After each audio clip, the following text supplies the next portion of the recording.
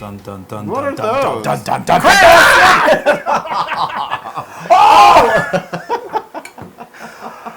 Hey everybody! Welcome to How to Feed a Loon. I'm Chris. And I'm Wesley. The almost eaten up loon. Well, no, what are these? It's a kitchen utensil. Oh, I know. I'm going to use this little device to make something today that you are going to just want to run out and make yourself. And it's one of your favorite things. It's not even Tuesday. Oh, yeah. We're doing Tex-Mex Beef Tacos. Yay! And this is my taco. Yes, that's your taco thingy, Bobby. So, all right. Bobby.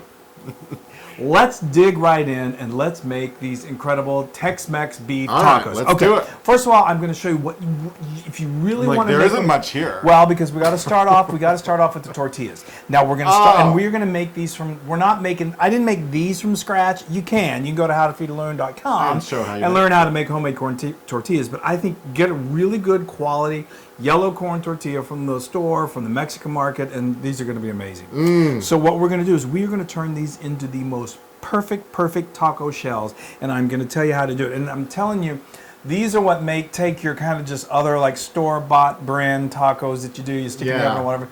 Those are good. They're great for home. These are going to be like you're having at your favorite Tex-Mex restaurant. Yes. I'm telling you, they're that good.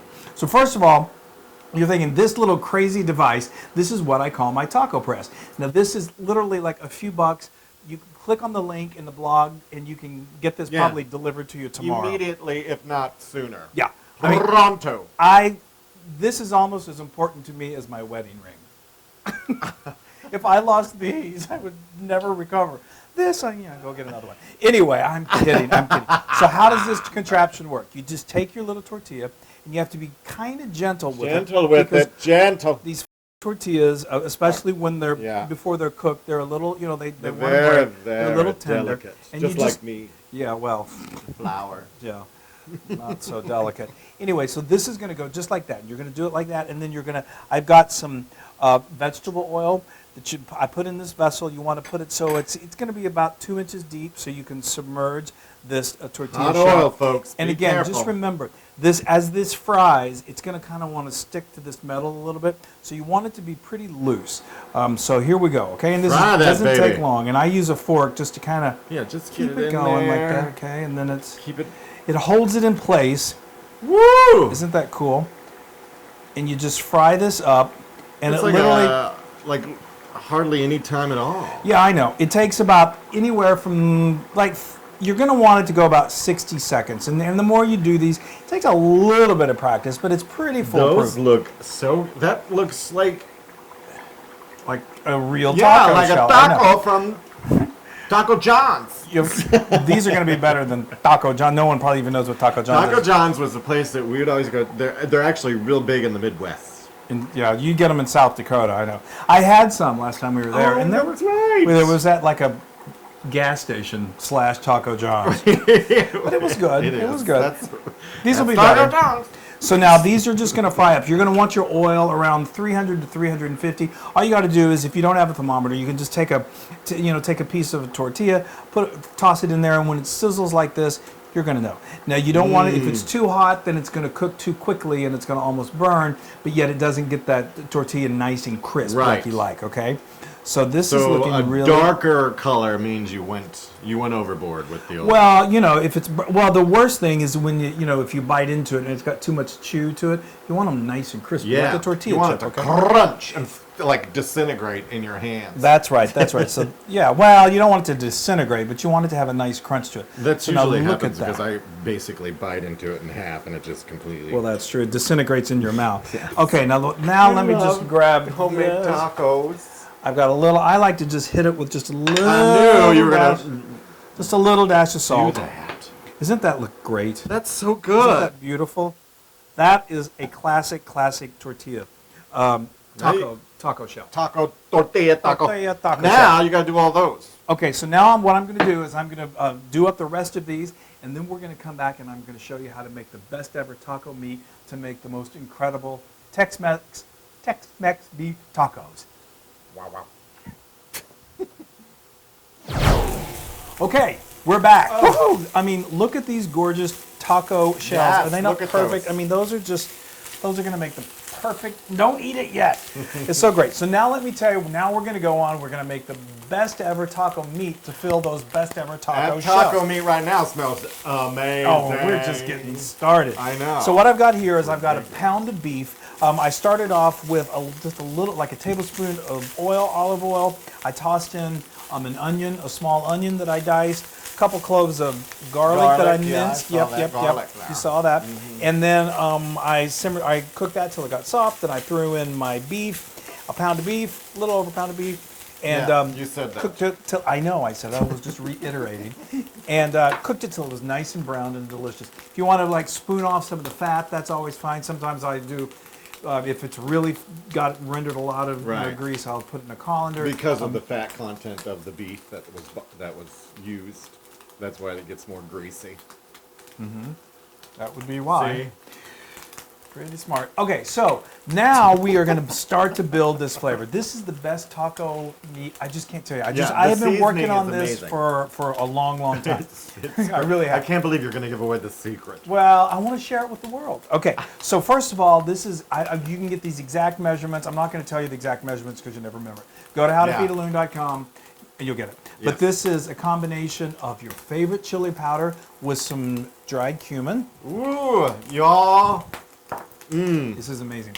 Then I've got a medley of onion powder, garlic powder. Then I put in some onion salt and some garlic salt. Ooh, a medley. I love a good medley. I do don't you? too. I always love a good medley. I do too. I do. Now this is when we're really getting deep in the flavors.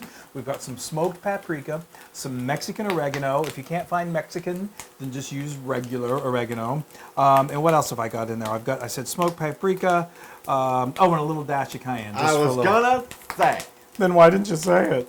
Because I wanted you to make sure that you knew that was not supposed to be there. And then I got just a little pinch of pepper just to add a little more flavor to it. A pinch of pepper. Just a pinch. Now what's and that? This is flour, and this is just going to help it's going to help it just thicken up as it cooks when I add the liquid. Okay. Now I'm just going to give that a stir. Can you smell that? Oh, wow. How long do you let that cook? Well, we're going to add some more flavor. We got to add a little liquid to it, okay? Ooh. Oh, it smells so good. I know. And what's this? This is the liquid? Yeah, it is. Yes, that is liquid. It's really picking things up so much more quickly now. I'm really excited about it. Let me tell you a little bit, though, before I do that. You ever heard of Rotel? I think half the world, or most of the world, knows what Rotel is, but not everybody. Not everybody outside of the U.S. Or outside of Texas. It used to be. I grew up, and this was like a staple. Instead of milk, I would drink Rotel.